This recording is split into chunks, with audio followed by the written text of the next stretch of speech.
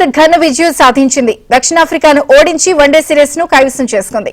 విశాఖ వన్డేలో భారత్ 271 పరుగుల లక్ష్యాన్ని కేవలం 1 వికెట్ కోల్పోయి సునాయాసంగా ఛేదించింది. యశస్వి జైస్వాల్ సెంచరీతో చెలరేగాడు. 116 పరుగులు చేసి భారత గెలుపులో కీలక పాత్ర పోషించాడు. విరాట్ కోహ్లీ 65, రోహిత్ 75 పరుగులతో రాణించారు. భారత్ 2-1 తేడాతో వన్డే సిరీస్ ను దక్కించుకుంది.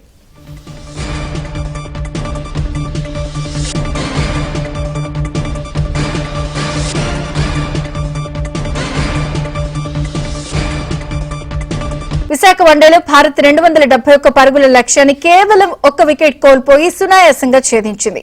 యశస్వి జైస్వాల్ సెంచరీతో చెలరేగాడు. 116 పరుగులు చేసి భారత గెలుపులో కీలక పాత్ర పోషించాడు. విరాట్ కోహ్లీ 65, రోహిత్ 75 పరుగులతో రాణించారు. భారత్ 2-1 తేడాతో వన్డే సిరీస్ ను దక్కించుకుంది.